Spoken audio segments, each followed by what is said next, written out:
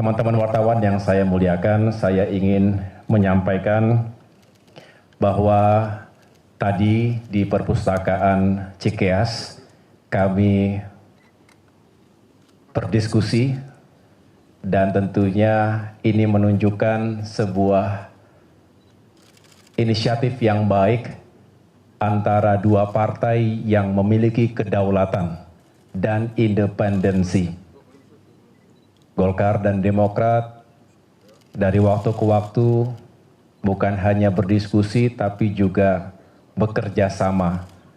Dan tidak bisa kita melupakan kebersamaan 10 tahun dalam pemerintahan Presiden SBY ketika itu 2004 hingga 2014. Saya juga ingin mengucapkan terima kasih atas inisiatif Bapak Ketua Umum Golkar, Bapak Erlangga Hartarto, yang sebelumnya sudah menyampaikan ingin berkunjung, ingin bersilaturahim, tapi mohon maaf karena kesibukan Bapak SBY dan juga baru saja kembali dari luar kota, maka baru bisa dilakukan malam hari ini.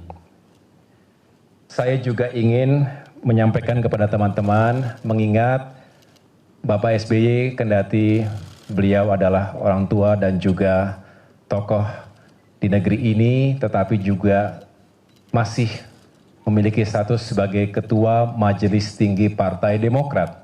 Dan Pak Erlangga ini adalah Ketua Umum Partai Golkar. Oleh karena itu tentu dengan semangat yang baik, Pak SBY akhirnya meminta saya untuk mendampingi beliau beserta dengan sejumlah pejabat di Dewan Pimpinan Pusat Demokrat.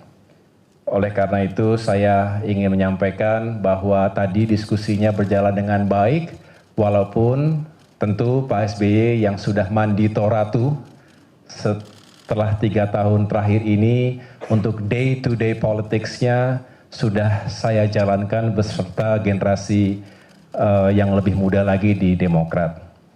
Karena beliau tentunya saat ini sangat menikmati aktivitasnya sebagai pelukis. Jadi tadi Pak Erlangga, Pak Ludwig dan Pak Dito dan teman-teman lain bisa melihat juga lukisan-lukisan Pak SBY yang juga bisa dinikmati nanti di museum yang sedang dibangun di Pacitan.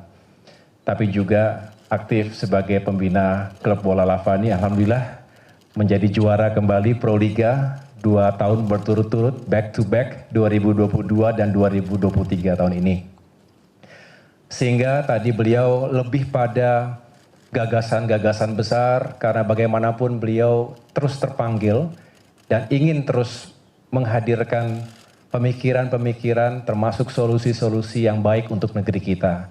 Tadi cukup banyak hal yang kita bicarakan, Pak Erlangga nanti bisa menambahkan tentunya berbagai isu dari bagaimana kita ingin menghadirkan perubahan yang lebih baik untuk negeri kita dari berbagai aspek, tentunya ekonomi, kesejahteraan, keadilan, hukum, dan juga demokrasi. Nah, disinilah tadi kami cukup panjang berbicara bagaimana demokrasi di Indonesia akhir-akhir ini mengalami kemunduran dan juga menghadapi tantangan-tantangan yang serius. Sistem politik yang kemudian dicoba diutak-atik untuk mengubah sesuatu yang sebetulnya tidak perlu diubah. Contoh, bagaimana sistem pemilu yang sampai saat ini juga masih menyisakan tanda tanya besar.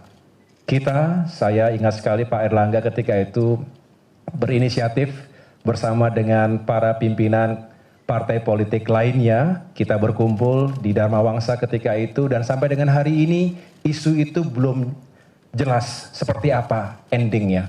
Sistem proporsional terbuka atau tertutup.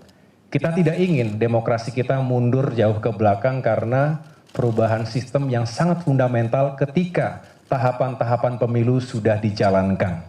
Ini sebetulnya keluar dari akal sehat kita. Dan marilah kita masih terus berusaha untuk mengawal agar jangan sampai terjadi perubahan yang tidak